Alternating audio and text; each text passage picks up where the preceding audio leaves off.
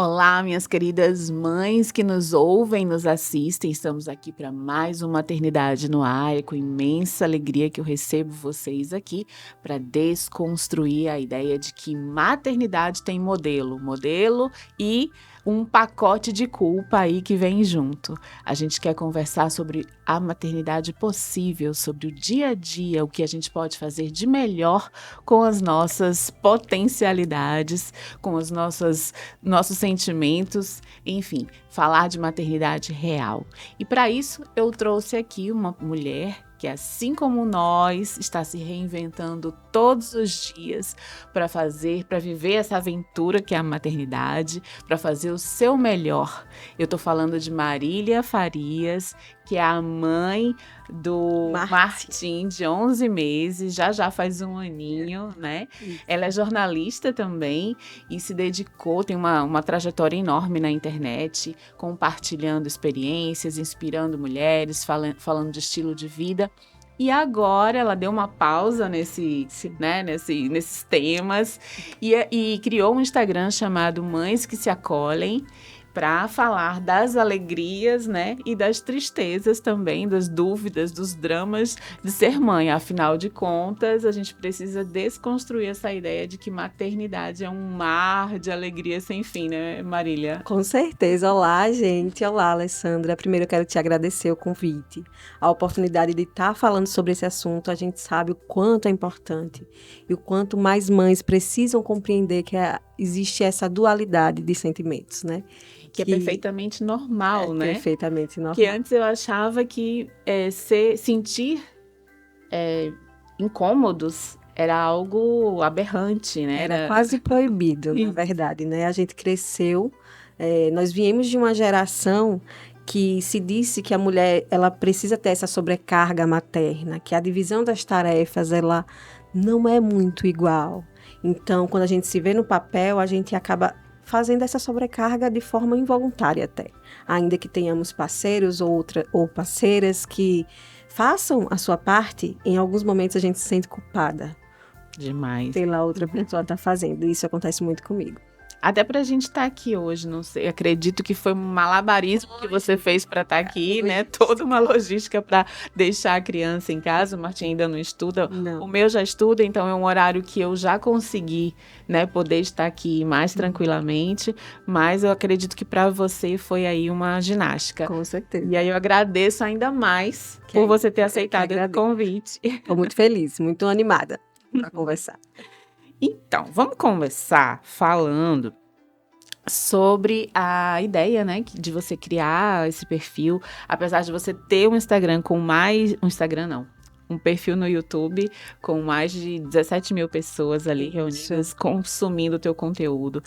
Essa ideia de compartilhar todas essas vivências, foi uma forma da jornalista, daquela que você foi, não morrer, tá aí ainda viva, dizendo eu tô aqui ainda? Com toda certeza. Eu não sei me expressar de outra maneira que não escrevendo, né? Então, eu estou esses meses todos exclusiva aí na maternidade. E a maneira que eu encontrei, porque eu já colocava ali no bloco de notas meus pensamentos, os meus aprendizados. Quem sabe um dia eu faço um livro, né? Escrevo um livro. Sim. E aí eu disse, por que não criar um Instagram? Ele ainda está engateando junto comigo, como mãe, né? Que ainda sou uma recém-mãe, recém-nascida. Então, eu criei para ter, com certeza, me sentir mais pertencente, me sentir produtiva. Eu acho que, na verdade, eu escrevo com ele fazendo soneca no meu colo. Então, é a realidade hoje e é o jeito que eu consigo fazer, porque Martim até hoje faz sonecas no colo. Eu me identifico super com você, porque eu também fiquei esse tempo todo exclusiva, maternidade, parei carreira, parei tudo, fiquei só mãe do Gael. E, assim, foi uma trajetória bem delicada, porque o Gael, ele foi diagnosticado dentro do espectro autista. Então, assim, esse processo entre a suspeita até o diagnóstico, ele demorou um tempo relativo e, assim, as angústias, elas foram se acumulando. Então, não tinha como eu estar fazendo um outro trabalho que não fosse dentro do meu lar, né? O meu filho precisava de mim para se desenvolver e hoje eu digo que eu também precisava dele para me transformar enquanto pessoa, enquanto mulher, né? Então, assim, a gente vai se ajudando e se descobrindo nessa trajetória, né? Com certeza. Um dos posts que me chamou muita atenção que você fez, Marília, foi sobre não ter conseguido, né, êxito na amamentação, né? E o título era Não amamentar também dói, né? Então isso me chamou bastante atenção. Você conta um pouquinho sobre essa experiência pra gente? Com certeza. Para mim, eu considero uma das minhas maiores frustrações maternas, se não a maior. Tá? Porque, na verdade, eu não idealizei a amamentação, inclusive, eu sabia que eu poderia ter problemas, porque com 15 anos eu fiz uma cirurgia, né, de redução de mamas. E essa cirurgia muito antiga, ela acaba comprometendo os ductos. Então, existia uma possibilidade de fato, ali, de eu não conseguir ou então precisar complementar. Sim. E aí, eu não fui muito a fundo nisso, eu não contratei uma consultora, eu faria diferente, tá? Eu preciso dizer, né? Porque eu acredito muito na amamentação. Mas, quando o Martim nasceu, o leite começou a descer e eu fiquei surpreendida com aquilo e muito feliz. E ali na maternidade, as meninas que vinham me ajudar, cada uma ensinava de um jeito. E aí eu comecei a ver que eu não tinha o menor jeito, assim, para colocar ele no meu peito. A primeira dificuldade foi essa. Na verdade, a primeira foi que ele nasceu com hipoglicemia, eu tive diabetes gestacional, então ele precisou da fórmula, porque o açúcar dele estava baixinho, né? Sim. Então ele precisou de tempos em tempos, ele tinha que se alimentar, o leite ainda está descendo, tal, então eles colocam a fórmula lá nesse momento. E no intervalo eu tentava me alimentar, era uma loucura, porque eu não conseguia posicionar ele no meu peito. Estava com muitas dores, porque meu trabalho de parto foi de 3 dias, né? Foi uma indução. Nossa. Acabam numa cesárea. Então, eu estava toda dolorida, inteira dolorida. Meu corpo doía demais e eu não conseguia posicioná-lo. Era a minha maior dificuldade inicial. Mas eu estava feliz. Os poucos momentos que ele pegava, eu me sentia bem, sabe? E eu acho que foi isso que me frustrou, porque eu me sentia bem. Aí, quando eu cheguei em casa, parou de pegar. Só foi chegar em casa, porque lá tinha ajuda, né? Eu chamava as meninas, as técnicas, e quando chegou em casa não tinha mais ajuda. Uma das técnicas até me ajudou alguns dias, que eu contratei, mas na hora que ela não estava, ele não pegava, eu não conseguia posicionar ele. Aí começou essa frustração, eu comecei a ofertar a mamadeira, e aí a confusão de fluxo, a confusão de bicos, Sim. e até o momento dele realmente não pegar de maneira nenhuma. Eu tentei por muitos meses, assim, mesmo vendo que aquela prática não ia adiante, mas eu tentei e foi muito frustrante. Foi frustrante porque eu gostei de amamentar, né? Eu acho que é diferente de quem tem outros motivos pelos quais escolhem não amamentar. Então, eu acho que foi uma grande frustração porque eu gostei da experiência, eu queria ter seguido com a experiência. Mas o meu filho, ele continua sendo alimentado e a gente vai dentro do possível. A pediatra do Martim sempre fala, a doutora Sabrina, que existe a maternidade ideal e a maternidade possível. Exatamente. Então, é isso, eu comecei a aprender ali. É verdade. E é interessante essa questão da amamentação, porque a gente acha que se a gente tem um peito e a criança tem uma boquinha, naturalmente ela vai, né, chegar lá e vai saber sugar, né, de forma mágica, né? Mas é um dos maiores desafios, né, da maternidade. E eu descobri também, a partir dos meus estudos, que o quanto o emocional, né, interfere nesse processo. Porque eu, no meu caso, eu também não conseguia amamentar, mas porque eu não estava bem emocionalmente. Hoje eu entendo isso. Sim. E aí eu percebi que quando o meu peito começou a encher, a ficar, né, quentinho, a aumentar, né, aquela coisa, e eu tive medo, né, aquela sensação de que poderia doer, de que, né, queria me dar muitos incômodos. Então, assim, aquele medo, aquela sensação que eu tava, eu tenho certeza que bloqueou ali, né, o processo de descida do leite. Aconteceu comigo também, né? isso, com certeza. Eu tive um medo, assim, absurdo. Eu tava vivendo, assim, um momento emocional muito delicado. Sim. Então, assim, eu não consegui. Sim. Mas, assim, depois eu pensei, tudo bem para mim se ele tá se alimentando, se ele tá crescendo com a fórmula.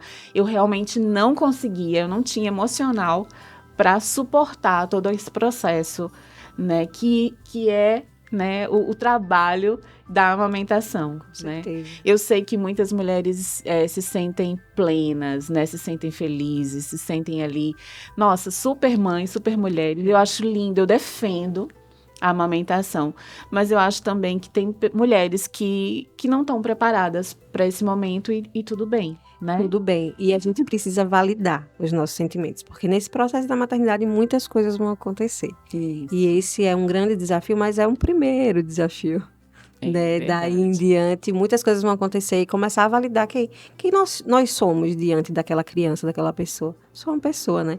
Você escreveu muito bem os seus posts nessa época do Agosto Dourado, que existe uma pessoa atrás do peito, né? Exato, porque assim, a gente não pode esquecer dessa mulher que tá ali, né? Uhum. E uma das máximas, né, da minha professora lá da Escola da Parentalidade, Alessandra Reis, é: mais vale, né, uma mamadeira com amor do que um peito com terror, né? Com Se você certeza. tá ali sofrendo emocionalmente, né, abalada, realmente aquilo não tá te fazendo bem, por que não? Né? Porque te disseram que você tinha que amamentar, porque o Exatamente. leite é o amor líquido. Esses rótulos, né? Isso. Vão deixando a nossa maternidade ainda mais difícil, mais recheada de culpa, né? Então, assim, a gente precisa falar sobre isso para que as mulheres se sintam confortáveis, né? Se sintam acolhidas. Acolhidas, né? E se sintam assim, gente, tá tudo bem, né? Eu acho que essa frase é maravilhosa. Define bem. Marília, eu só vou te pedir um timezinho, tá muito boa a nossa conversa, mas eu vou falar aqui de quem está nos apoiando, possibilitando a maternidade no ar estar aqui acontecendo. O primeiro deles é a MA Engenharia, que oferece serviços de instalação elétrica, construção civil em geral, projetos e instalação de SPDA, mais conhecido como para-raios, metal mecânica com corte, solda e montagem de elementos metálicos, entre vários outros. Para orçamentos, você fala diretamente com o dono, que é o Murilo Andrade.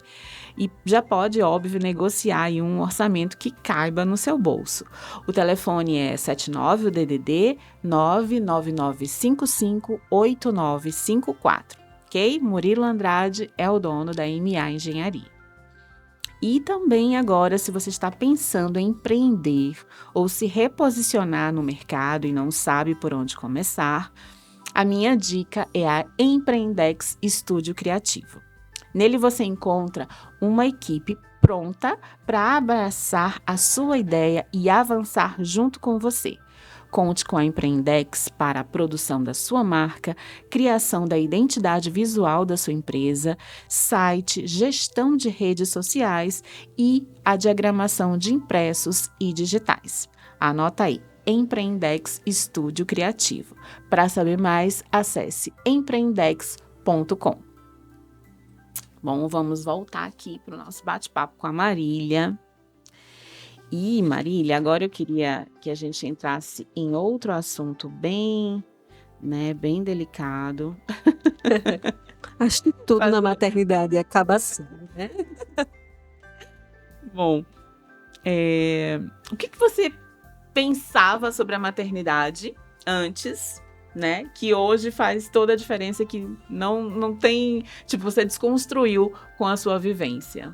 Olha, eu fui uma pessoa que quis a maternidade por muitos anos. Eu não sonhei desde sempre, né? É importante dizer. Eu pensava muito mais em ter uma casa, ter meu lugar, sabe? Eu era muito do espaço físico.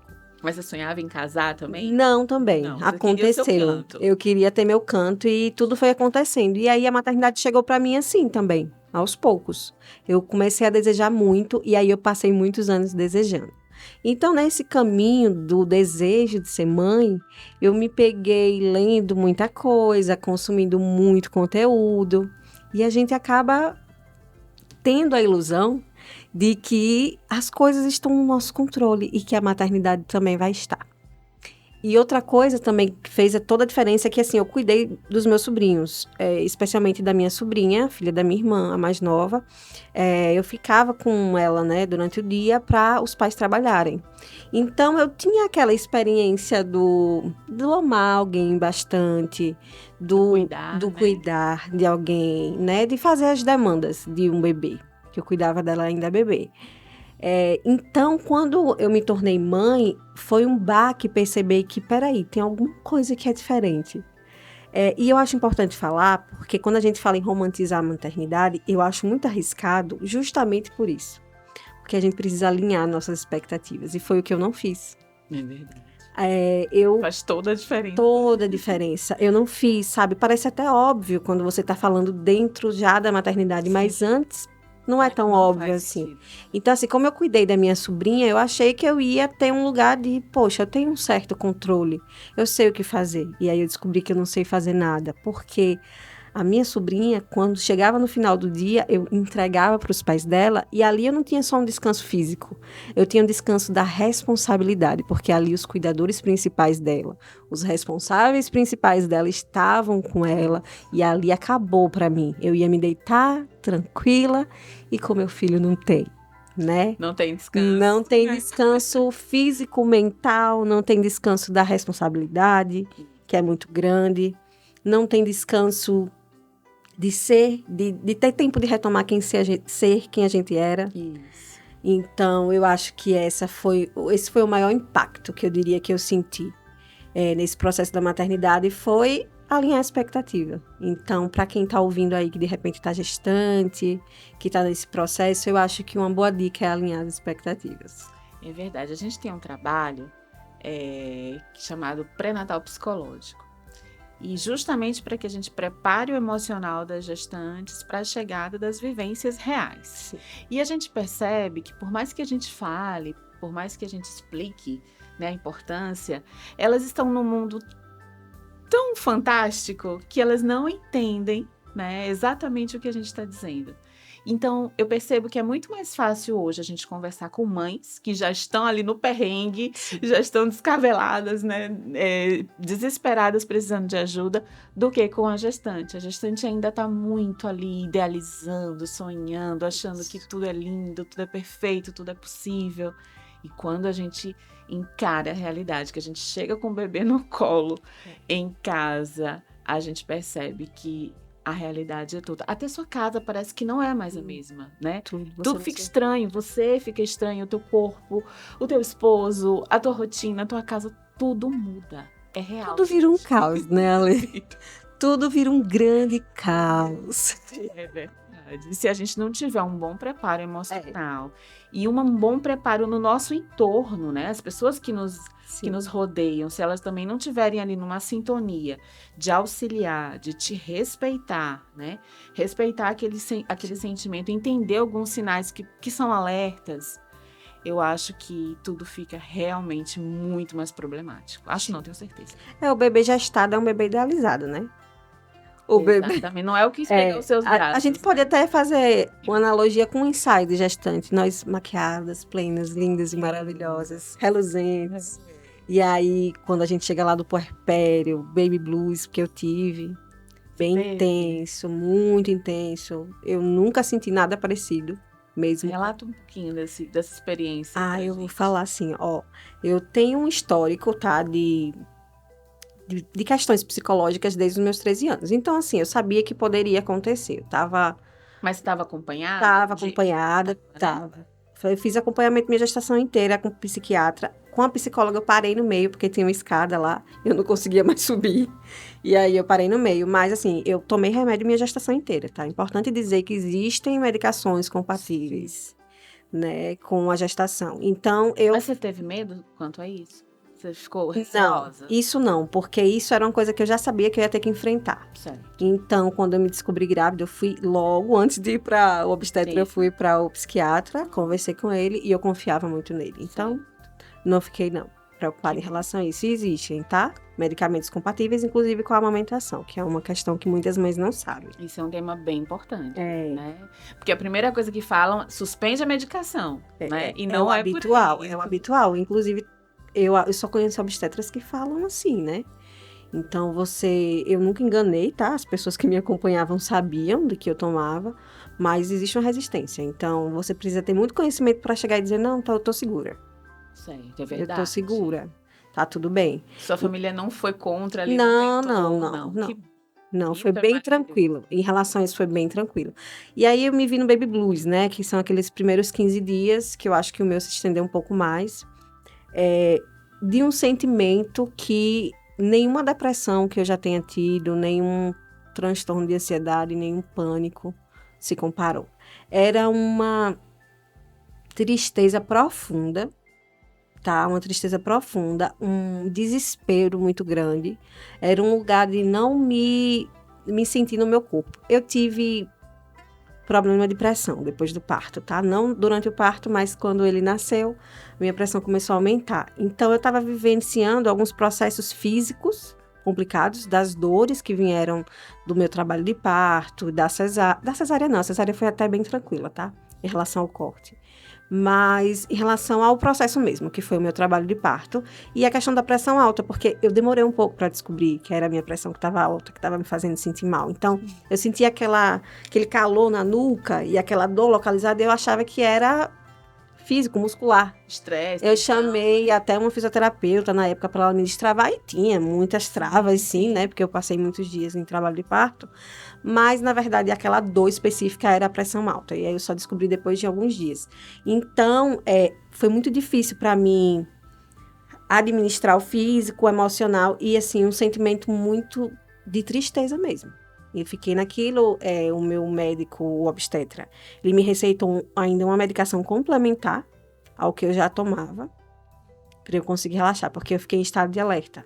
Certo. Eu não conseguia dormir, de hipótese alguma, assim, eu não conseguia dormir, então eu precisei de uma outra medicação para conseguir relaxar por algumas horas ali. Tanto que eu não tenho nem memória, tá? Desses primeiros dias. Não tenho. Sério? Não tenho memória desses primeiros dias. Eu acho que os primeiros 3 meses foi tudo muito no automático. Claro que o Baby Blues não durou tudo isso, mas o primeiro mês eu tenho flashes. Eu não E olha tenho. que interessante, você desejou durante muito tempo sim maternidade, não foi algo que aconteceu, que, né, que foi assim, Não. algo que, né, não foi desejado, não, foi desejado, foi Sim. planejado. E você veja que nenhuma mulher tá livre desse sentimento, Não desse, mesmo. desse momento, né? É interessante E você nada se falar isso. compara, tá? Nada se compara a essa sensação. Inclusive, quem tem essa probabilidade maior, digamos assim, de ter um baby blues aí acentuado, já procure aí uma psicóloga, uma profissional da parentalidade, para esse Sim. acompanhamento que é vital, tá? Porque de fato você pensa que você não vai sair dali. Mas sai, passa. Passou. Essa parte passou. E o que que ficou ainda desse momento, assim, o que que ainda te pega, assim, o que que ainda, né, incomoda, aquela culpa, o que que dói ainda em você? Olha, esse reencontro é muito paulatino, né? Aos poucos a gente vai começando a se entender como pessoa, porque na verdade o que me dói ainda é não me enxergar na maioria do tempo, assim. Na maior parte do tempo eu não me enxergo, minha autoestima caiu bastante. Então, eu preciso trabalhar isso e também respeitar o tempo. A questão do puerpério, existem Que ainda relatos, vive, né? existem relatos de pessoas que viveram por 8 anos. E eu não estou dizendo que isso vai acontecer comigo, mas eu estou em pleno puerpério, tá? Sim, com certeza. Algumas pessoas não acreditam nisso, mas eu estou vivendo aí em pleno puerpério, passinho a passinho saindo dele, né? Conseguindo me movimentar. Hoje é a segunda vez que eu saio de casa para fazer alguma coisa por mim, que é estar aqui nesse podcast. Isso que honra, gente. Obrigada. Eu que Gratidão. agradeço, tanto que eu disse sim de imediato, porque eu sabia a chance que tinha de eu dizer não. Então eu disse sim para eu não desistir. E aí eu saí hoje e é isso, é um passo de cada vez, é caminhando, é vendo que meu filho tá bem lá com o pai, inclusive ele pegou uma folga hoje. Ele tinha uma folga no trabalho, aí eu disse: "Pega quarta-feira, por favor", Olha que coisa boa. pra ficar com ele lá, porque é home office, eu tenho essa facilidade, né? O trabalho do meu esposo é home office e meu filho é absolutamente acostumado com o pai, tipo, a gente cuida junto ali, Que bom. então ele fica bem. Mesmo assim, eu me sinto culpada, né? Então, é esse processo que precisa ser desconstruído dia após dia. E eu tô só caminhando, só começando.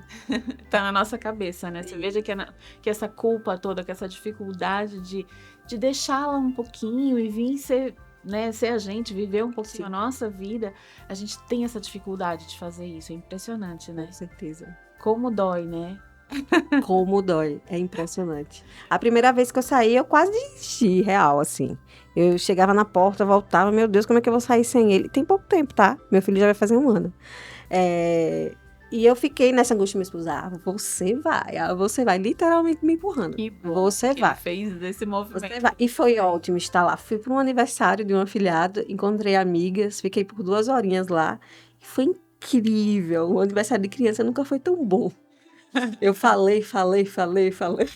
Aproveitei. Precisava de alguém para te escutar, né? Eu aproveitei os ouvidos ali das amigas e foi incrível. Então é um movimento que vai acontecendo aos poucos mesmo. É verdade.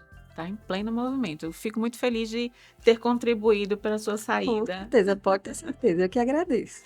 Marília, agora eu queria saber um pouquinho sobre esse seu parto, né? Que também foi um Vamos lá. processo longo aí. Você me falou 3 dias. Foram 3 dias de indução relembrar isso aí. medicamentosa.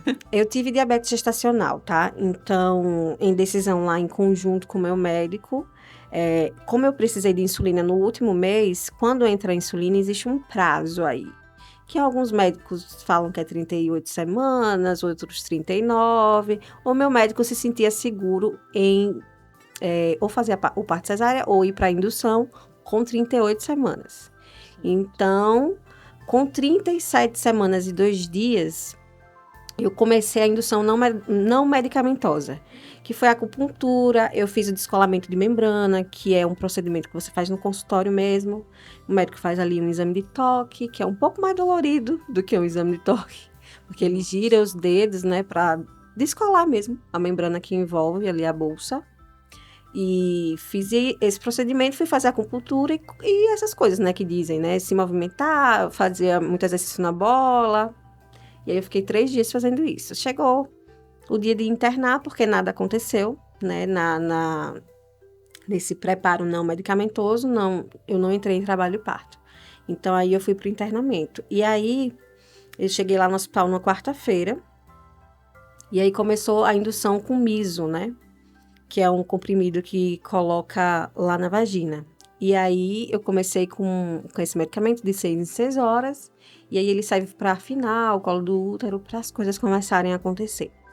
Só que nada acontecia. Chegou na... Eu vou resumir, tá? Chegou na sexta-feira, vou pular para sexta-feira, que foi o que aconteceram mais mudanças, tá? Chegou na sexta-feira e disse, olha, doutor, é o seguinte, hoje esse menino nasce, porque eu não tenho mais condições. Assim, eu não fiquei o tempo inteiro sentindo dor, é importante dizer, tá?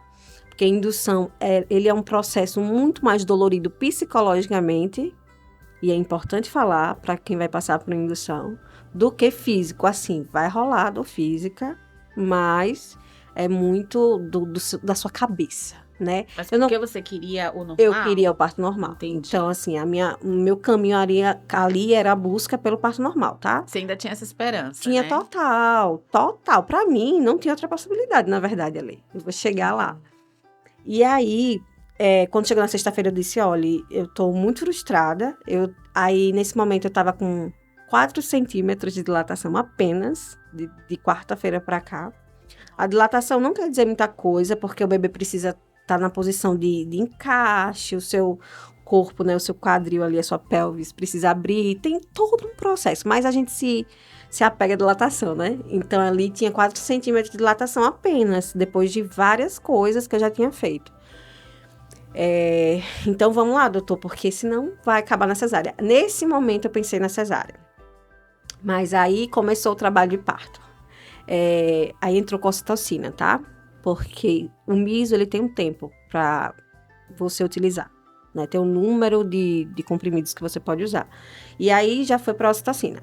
A primeira bolsa de ocitocina, as minhas contrações continuavam iguais. Eu estava tendo contrações, tá? Durante esses dias, mas muito ok. Tipo, dores bem tranquilas, muito tranquilas. E aí, na primeira bolsa de ocitocina, eu segui assim. Eu disse, gente, mas não é nessa hora do sorinho que o negócio dói? Cadê essa dor? Porque eu preciso dela, meu filho. Você tava já pedindo dor, né? Acabou o sorinho e nada. Sim. Tipo, eu tava com contração, a coisa tava mais ritmada, mas eu, gente. Aí eu lembro que a enfermeira obstétrica falava assim: Marília, eu acho que sou limiar de dor, não é possível. Eu digo: não, ainda não chegou essa dor. E aí, quando entrou a segunda bolsa, nos primeiros minutos, aí começou a arrochar. E isso aí era sexta-feira depois do meio-dia, tá? E aí eu comecei a entrar em trabalho de parto ativo. Muita dor, partolândia, tipo, de não saber onde tá, de gritar com todo mundo, sai da minha frente, não quero ouvir sua voz. A única pessoa que me segurava era no meu esposo, tá? Nem a doula conseguia chegar perto de mim. Você tava tipo um cão raivoso. Tava muito, muito. Eu gritava com a minha mãe, com a doula, gritava com todo mundo, assim, porque realmente a dor que eu pedi chegou. E aí pronto, depois de algumas horas, o médico foi me checar e eu tava com 6 centímetros de dilatação. Nossa, com toda essa dor. Cadê? Meu Deus. Aí, nessa hora, Bateu desespero. eu quero anestesia, né? Eu quero anestesia, porque pelo menos pra eu conseguir chegar lá. Só que aí ele me segurou um pouco nessa história da anestesia. E aí, vamos estourar sua bolsa? Vamos. Aí estourou minha bolsa. Pra, né, a dor triplica. Nossa. Meus amigos, a dor triplica quando estoura a bolsa, adianta mais o processo, e aí eu cheguei a 8 centímetros de dilatação. Quando eu cheguei a 8 centímetros, ele tá, vamos lá, tomar analgesia. Aí eu fui pro centro cirúrgico com muita dor, mas feliz e saltitante, porque ia aliviar a dor. E aí, 5 tentativas de anestesia que não pegavam. Na verdade, não é que não pegavam. As anestesias, simplesmente, o médico não conseguia concluir, porque eu sentia uma fisgada na perna esquerda, toda vez que ia da anestesia. E aí foram 5 tentativas e ele parou na quinta. O anestesista disse: não tem condições. Porque eu não vou fazer algo que pode gerar um problema maior para você. E aí eu não tomei anestesia. E aí nessa hora a ausculta de Martim já começou a ficar um pouco mais difícil. Já começou a complicar. E o médico disse: então vá ali, pense ali um tempinho na sala ali do lado e me diga o que é que você quer. E aí ele ficou ali esperando, parado. E as opções que você tinha era Cesárea ou cesárea? Era. Mas era Continuar, viável continuar? não era muito viável mais. Pelo tempo, não existia uma certeza de sofrimento fetal, tá? Mas tinha já uma possibilidade, porque a ausculta ainda acontecia de forma, né? Mas tinha ali um tempo mesmo, porque eram vários dias, né? Mas tem indução que dura mais, tá? E aí eu fui pra cesárea. Eu olhei pro médico e aí, vamos. Aí ele veio, me deu um abraço, ele disse: você fez tudo que você podia fazer. E aí eu fui pra cesárea, que é aí que foi o pior. Porque eu não estava preparada pra cesárea. Emocionalmente? Não. Eu tive crise de pânico. O pacote completo. Né? O anestesista ficou ali me mostrando no monitor o tempo inteiro. Ó, você tá bem, tá tudo bem com você e tal. Até Martim nascer. Martim nasceu cansado, não chorou, precisou de oxigênio, 5 minutos de oxigênio. Então tinha que ser ali, naquela hora, sabe? Eu agradeço muito a Deus, porque tudo colaborou para eu tirar Martim na hora que ele tinha que nascer, porque senão o problema poderia ser pior, tá? Você permitiu isso acontecer, né? Ele nasceu roxinho, já assim, bem cansadinho, assim. Só depois do oxigênio que ele ficou rosado, né? E que ele deu um grito, assim, depois dos 5 minutos. Mas foi bem tenso, assim, foi super tenso, porque eu não me preparei pra parto cesárea. A gente precisa falar sobre isso, Também. né? O parto possível, porque a gente faz aquela idealização, mas pode ser que no caminho as coisas mudem, né? No meu caso, eu nem passei por todos esses perrengues, nem essas emoções, porque assim, como eu já engravidei aos 40, né, logo nas primeiras consultas com o Obstetra. Faltou aqui o nome agora. O obstetra, ele já falou: vamos fazer uma cesárea agendada. Sim. Sua idade, tudo, não vamos correr riscos e tal. Eu estava bem fisicamente, não apresentou nenhum problema, né, Uhum. durante a gestação. Não sei se teria sido esse o procedimento de outro médico, Sim. mas foi o que eu confiei, o que Confiou. eu segui as orientações dele. Então, minha cesárea foi agendada, e eu cheguei lá toda maquiada. Pleníssima, pleníssima. Eu me maquiei, tá? No trabalho de parto ativo, antes de enlouquecer, Ah, um pouquinho antes de enlouquecer, eu já tava com a ocitocina na veia já. Eu ainda fiz uma maquiagemzinha foi. bem, mas fiz, tá? Eu, quando cheguei na maternidade, as enfermeiras diziam, gente, olha pra ela. Eu fiz, mas assim, meu filho não precisa me ver acabada quando ele nascer, eu quero que ele me veja linda. Com certeza. Gente, a gente se arruma pra tanta coisa, não vai... Era o que eu dizia lá na hora, não vou, pelo menos, gente, aqui um negócio, um rímel, um corretivo. Pois é, não, mas eu botei até cílio postiço. Sim, mas aí se eu fosse pra uma cesárea agendada, certamente eu colocaria. Foi um evento na minha vida, né? Eita. Então, aí eu não tive, não senti todos esses, né, as dores do parto, a Sim. indução, não passei por nada disso, mas também não me sinto menos mãe, né, por não ter passado por Não é isso, pra né? se sentir, né? Tem mães que têm Tem. nessa ferida narcísica porque não conseguiam, né? Eu fiquei por um tempo com ela, tá? Foi. Eu falava que não, mas no fundo sim. Doía, né? Porque, como eu disse, eu não me preparei para outro cenário. Sim. E eu precisei passar pelo outro cenário. Então, você acolher o processo e entender sim o que você quer, o que você busca, né? Como você se imagina nesse momento, mas entender também que a cesárea tá ali para salvar vidas. E entender que você não tem controle de nada. E seguir, né? Descontrole. E fazer. Como é importante dizer isso, né, Marília? Como é importante a gente dizer. Eu acho que essa falar. frase na maternidade fundamental. Você não tem controle de nada, não tem como ter, tá? Então já começou ali pra mim. Eu falei na amamentação, mas na verdade começou foi no parto mesmo. É verdade. Quantos aprendizados, né? Muitas. E ano intenso, né? Eu tenho muito que celebrar dia 29. É verdade, tá chegando.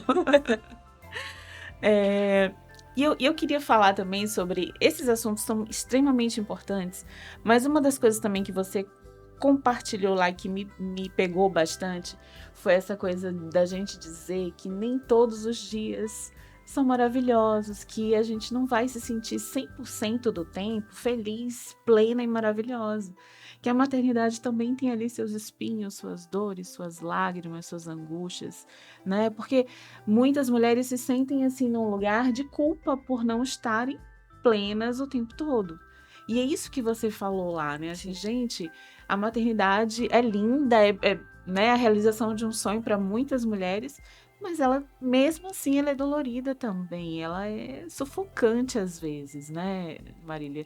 Você falou muito bem sobre isso lá. Convenhamos, né? A maternidade é uma função, gente. Então, como um trabalho, que é uma função, ela altera níveis de cortisol, aumenta o nosso estresse, como poucas profissões, inclusive, né? Existe aí um dado, que eu não tenho agora, mas que o nível de cortisol na maternidade, ele é muito alto. Então, quando você está exercendo uma função, e uma função para alguém que você quer bem, que você quer oferecer o melhor, você está se desgastando sim. Então, não é. Quando eu falo do perigo de romantizar, né? Além de alinhar as expectativas, eu estou falando também de você compreender que você, enquanto pessoa, cuidando de alguém que precisa de você o tempo inteiro para comer, para banhar, para se limpar, né? Alguém que é completamente dependente de você, é uma função cansativa, é exaustivo. E tudo bem você se sentir cansada, sabe? Existe essa carga de culpa na mulher, né? Dessa sobrecarga, né? Que a gente tem que aguentar, que deixa Somos feitas para isso. Fomos feitas, né? Aguentar, Isso. A gente consegue fazer mais de uma coisa por vez. Tudo isso foi criado para nos colocar nesse lugar de sobrecarga e que não é saudável. Então, na maternidade, principalmente, eu acho que eu não passei do primeiro ano ainda, né? Mas eu acho que nesses primeiros meses, se você não tiver muita consciência de que você não tem controle, de que você vai ficar cansada, que tá tudo bem, que você vai se irritar, não necessariamente com seu filho, mas às vezes com seu filho.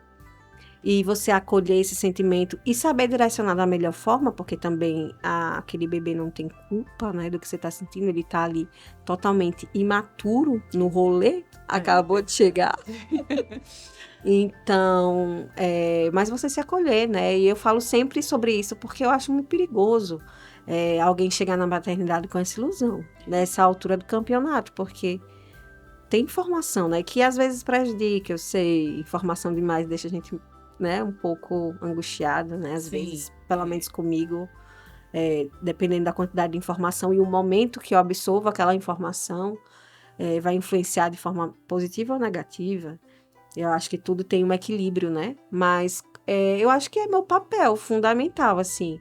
Se eu estou na internet para alcançar uma pessoa que seja, uma mãe que seja, que ela se sinta acolhida. Porque ela não está sozinha nos sentimentos. Muita gente tem vergonha de falar, né? Eu tenho amigas que têm bebês também, né? Que sempre comentam, né? Como elas se sentem envergonhadas e culpadas. Por sentir o que sentem. E isso é bem injusto, né? É muito injusto.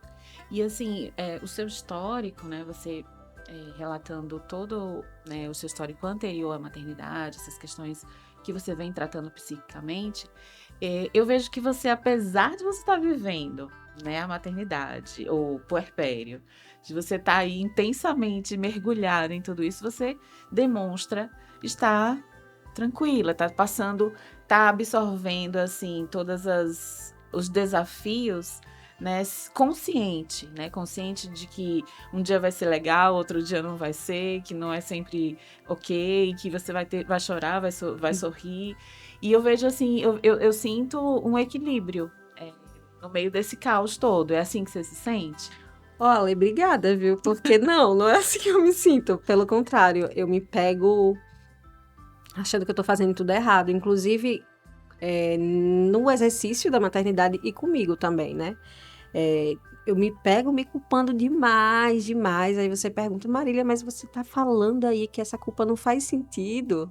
Mas eu me pego, Não né? adianta a gente saber, né? A gente É tá muito bom envolvida. ouvir de você, e eu lhe agradeço, porque quem tá de fora, às vezes, tem uma dimensão, né, de que a gente tá indo bem, né? Sim. Que as coisas estão acontecendo, né? Então, eu fico feliz porque eu consegui transparecer essa tranquilidade de alguma maneira, mas é vivendo mesmo, um dia de cada vez. E antes de ontem eu estava em prantos, chorando em casa, porque Martim inventou de colocar uma folha de uma planta tóxica na boca e eu estava distraída e eu entrei em desespero. O pai que viu na hora e veio com ele no colo, e eu comecei a mandar áudio para todos os pediatras que tinha na minha lista de contatos e para minha vizinha, e desesperada enquanto eu arrumava ele para levar para urgência. Ele não teve absolutamente nada, graças a Deus. Ele estava achando a maior graça da correria, inclusive eu saí desesperada. Foi semana passada, eu falei tem 2 dias, mas foi semana passada.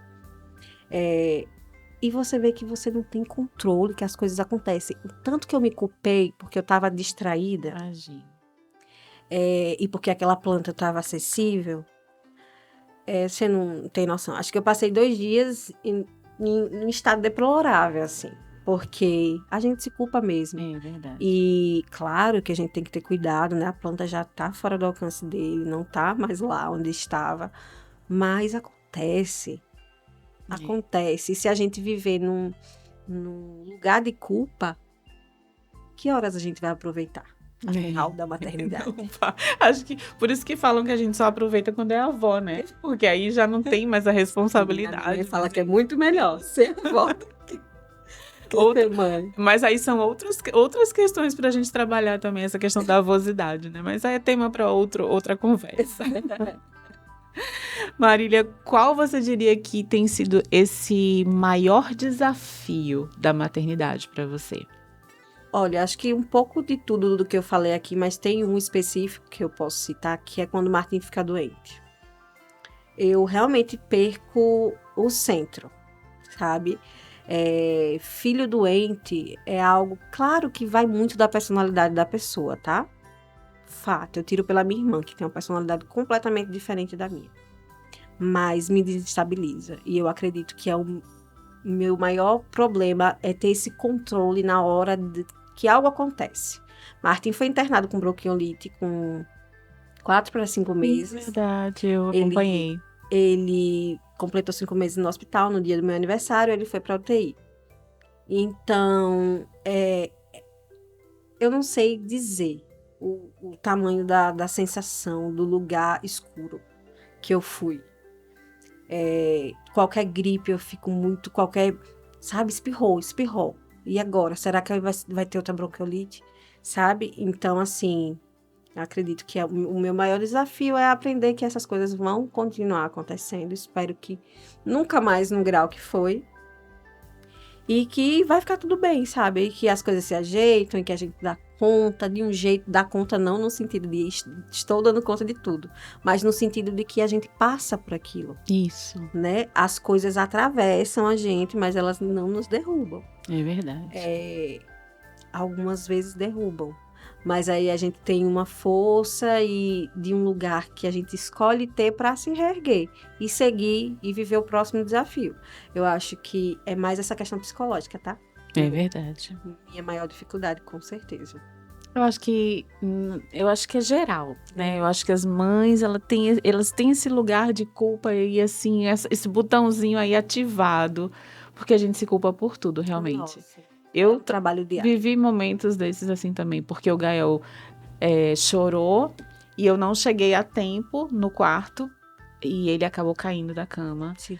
E isso eu ficava olhando cada passo dele, se a perninha tava torta, se tava andando direito, se ele não ficou com algum probleminha. E, Gente. Nossa, primeira febre eu já levava pro pronto-socorro, pra urgência. E lá eu aprendi, mães, não precisa trazer na primeira febre, não tem como a gente identificar aqui agora. Se for só uma febre, aguarda um pouquinho em casa.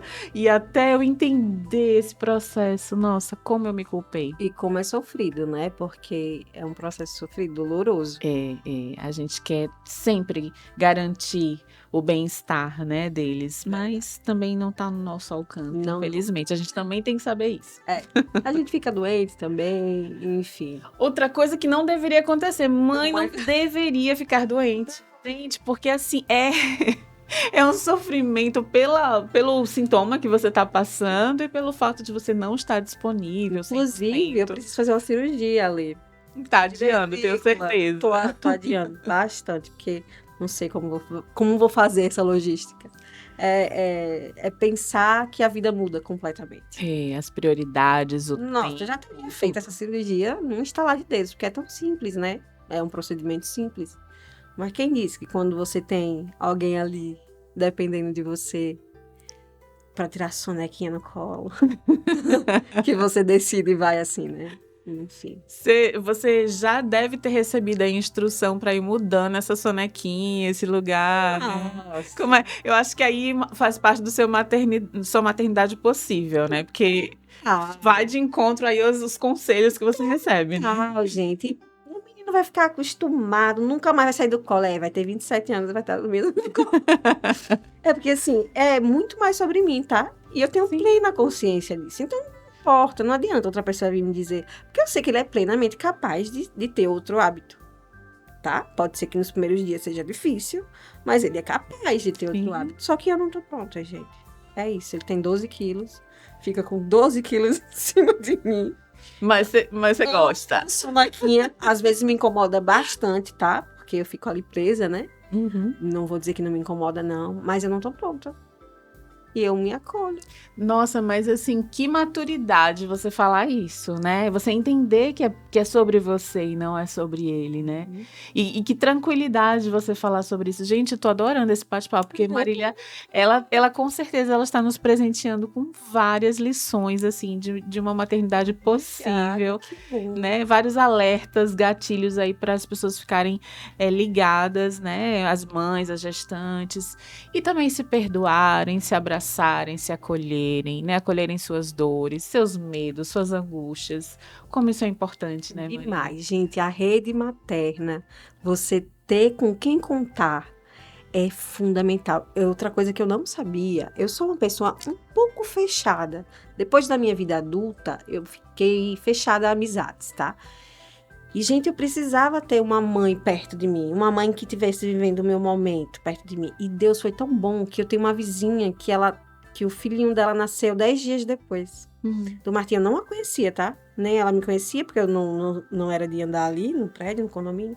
Mas o marido dela me encontrou no elevador, uma vez com o Martim.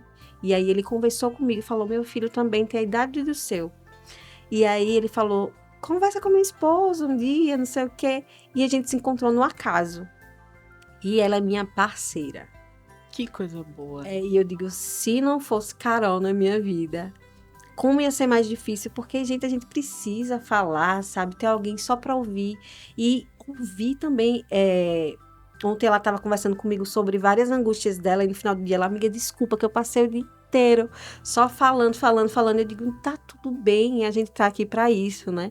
E ser uma rede para alguém também é muito bom. Importante. É muito bom a sensação de que o caminho não é um caminho solitário, pode ser solitário, mas também tem outras oportunidades. Então, eu saí desse lugar de solidão que eu me coloquei na minha vida adulta para me abrir, porque não tinha outro jeito. Eu precisava me abrir, porque senão ia ser muito mais difícil. E eu escolhi que fosse o peso necessário, né? Que Nossa. já é o suficiente. Rede de apoio é algo que eu também descobri que é vital. Eu também me isolei muito, até por conta das reações, das características do Gael, que não se sentia bem com pessoas, né, que ele não tinha intimidade. Então a gente vai se isolando, a gente vai ficando muito ali, tentando proteger, né, tentando não provocar sensações, né, ruins nele. E também a gente estava vivendo uma pandemia, né? Sim, Ele fez 2 aninhos em plena pandemia. Nossa. Então, assim, foi um processo, assim, muito dolorido. Quando a gente conseguiu sair dessa bolha, né? Que a pandemia, né, Sim. cedeu e a gente se vacinou e conseguiu sair e ter vida social.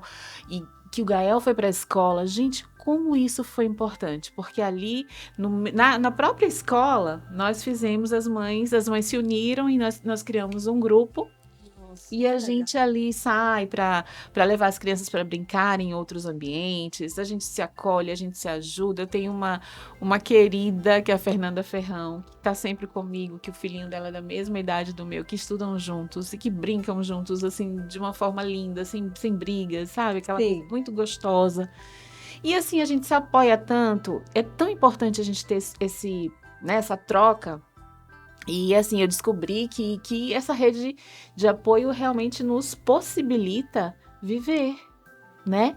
Ter outros horizontes, porque quando você acha que você tem que ser responsável por todas as demandas, quando você acredita que só você sabe cuidar do seu filho e você quer que seja sempre daquele seu jeitinho, gente, que prisão, que dor, como é difícil, como a gente sofre. Como a gente sofre quando a gente não confia em ninguém para cuidar do nosso filho. Hoje eu consigo deixar com essa amiga o meu filho na casa dela, brincando com o filho dela, e sair para trabalhar, para fazer uma live, para fazer um programa com meu esposo, enfim.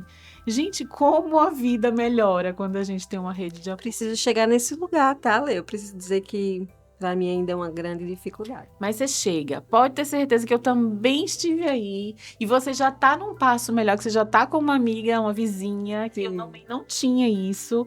Aliás, a gente começou um grupo no condomínio. A gente fez uma amizade, mas foi antes da pandemia. Quando a pandemia chegou, ela se dissipou todo mundo. Posso imaginar, é outro cenário. Né? Todo mundo com medo. A gente tinha medo de falar com as pessoas. A gente tinha medo, né? Então, assim... E a gente não sabia lidar com tudo isso. Então, realmente, a gente se afastou completamente. E agora, com essa possibilidade de proximidade, como eu renasci, sabe? Eu renasci, o meu filho renasceu. Porque é impressionante o quanto que ele se desenvolveu tendo acesso, interagindo, né, tendo outras vivências. Como foi importante. Nossa, a escola foi, assim, um marco também na minha vida. Porque eu dei mais trabalho na adaptação do que o meu filho. Acho que vai acontecer muito isso comigo. Eu tenho essa sensação, tá? Olha, preciso dizer que eu vou ficar lá dentro da escola e vai ser um negócio. Vão ter que me tirar guincho lá de dentro da escola, porque sim, Nossa, que eu preciso difícil. trabalhar muito, muito. Me trabalhar aí nesse sentido, mas é importante para mim, é importante para ele, eu tenho consciência disso. Mas eu posso dizer assim, Ale, falando de rede de apoio, eu vou falar uma coisa aqui. Quando o Martim nasceu, eu só queria que eu cuidasse dele, o pai ou a minha mãe. A minha mãe não tem lá essa saúde toda. Mesmo não tendo muita saúde, ela ainda me ajudou nos primeiros 15 dias, depois ela pegou Covid, tá? Minha irmã, male, eu deixava, mas ainda tinha um pouco de conforto. Outras pessoas eu não tinha. Foi sofrido demais. E assim, eu preciso dizer que eu tinha pessoas que me ofereciam ajuda, tá? Então, foi uma escolha minha, mas que eu compreendo que eu precisei respeitar também, Sim. tá? Eu precisei respeitar, claro que aos poucos e ainda tá nesse processo, tá? É uma coisa que não tenho muita facilidade de falar, porque ainda pra mim é um pouco pesado, sabe? Me abrir a outras pessoas cuidando de Martim. Martim é super de boa. Ele é animado, ele gosta de estar com outras pessoas. Ele fica dias sem ver, meses até, e quando vê, parece que viu ontem. Ele é muito de boa, né? Tem as particularidades de um bebê, né? Mas ele é muito de boa. Então, assim, é muito sobre mim, de novo sobre mim, tá? Então, assim, rede de apoio é importante demais, mas eu queria dizer para você, mãe, que tá ouvindo, você também precisa estar pronta para receber ajuda, tá? Porque tem isso também, né? Muito se fala sobre a importância da rede de apoio. Eu tenho uma opinião, assim, sobre rede de apoio no sentido de cuidado excessivo. Eu acho um pouco complicado, porque acaba interferindo muito no maternar, né? No paternar. Então, eu acho que quando a gente dá abertura demais a que outras pessoas entrem, óbvio que se não houver um respeito, né? Existem relações respeitosas, mas existem relações que não são tão respeitosas. Sim. Você vai abrir ali um leque de opinião, né? Porque a pessoa tá ali cuidando também. Sim. Então, você estar preparada que tá tudo bem também as pessoas fazerem algo diferente. Graças a Deus, eu nunca tive problema com o pai fazer, tá? Desde o primeiro dia. Pelo contrário, como eu fiquei fora do ar, mais ou menos por um mês, eu fiquei completamente fora do ar e eu não lembro muito do que aconteceu. Eu lembro que eu não preparava nenhuma mamadeira, tá? Porque realmente eu me sentia incapaz de preparar uma mamadeira. Então, com o meu esposo, graças a Deus, eu sempre senti muita segurança. Eu fui dar um banho em Martim, ele tinha 2 meses. Que coisa boa, né?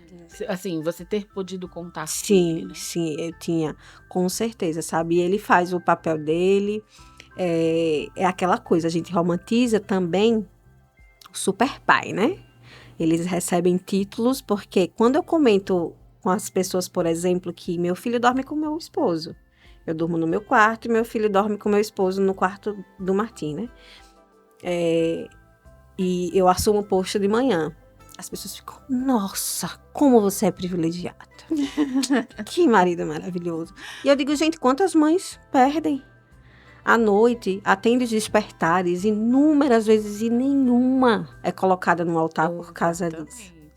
Então, assim, Que coisa boa você dizer isso. agora entenda que isso também me infere em algum grau, porque eu tô fazendo alguma coisa errada.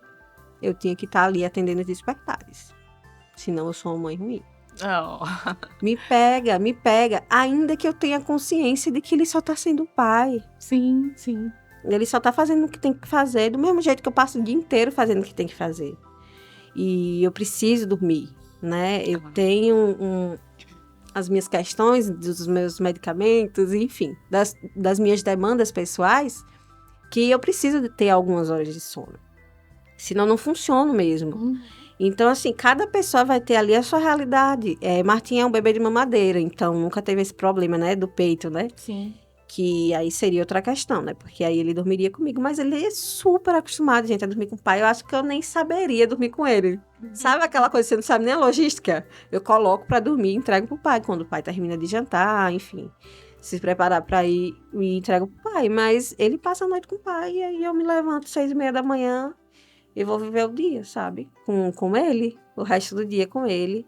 E ter essa consciência de que a parentalidade, para ser minimamente leve, porque eu acho que leve, 100% não dá pra ser, né? Não descobri esse caminho ainda. Não, também não. Então, é você entender que esses papéis, eles precisam ser divididos, né? Divididos na medida das possibilidades, nas realidades, né? Que eu sei que tem muitos pais que não trabalham home office, como é o meu esposo. Enfim, né? As tantas realidades. As mães que amamentam e não tem a possibilidade de deixar, né? Dormindo. Mas eu acho que você ter a consciência de que vai ser mais leve, com certeza, se você conseguir dividir. Bom, esse bate-papo foi maravilhoso, cheio de gatilhos aqui, cheio de informações, assim, maravilhosas.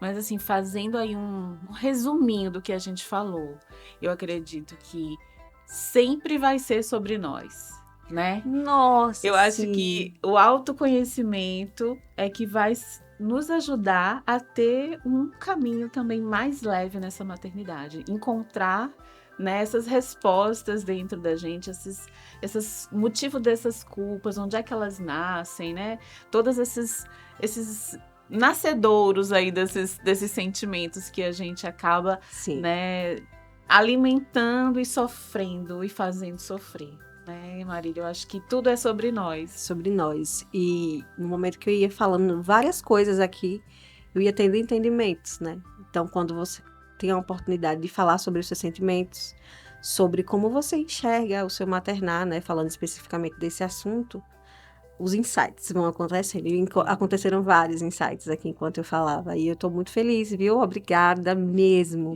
Eu que agradeço. Nossa, Maternidade no Ar teve assim, uma colaboração maravilhosa com sua presença. Eu acredito muito na força de falar, né? Do conversar, essa força, né, dessa rede que a gente vai formando de conversa, né, que a gente vai compartilhando experiências. Eu acredito muito na potência de tudo isso, para a gente conseguir impactar outras vidas, outras mulheres, ajudá-las nesse processo, nessa função materna. E é por isso que a gente está aqui, né? Compartilhar vivências é uma das minhas coisas favoritas na vida. Que bom! Então, por isso que deu tão certo e foi maravilhosa essa conversa. E a gente se vê na próxima semana. Espero que você tenha gostado e colhido aí muitas informações importantes para você aplicar no seu dia a dia. Fica com Deus. Até a próxima.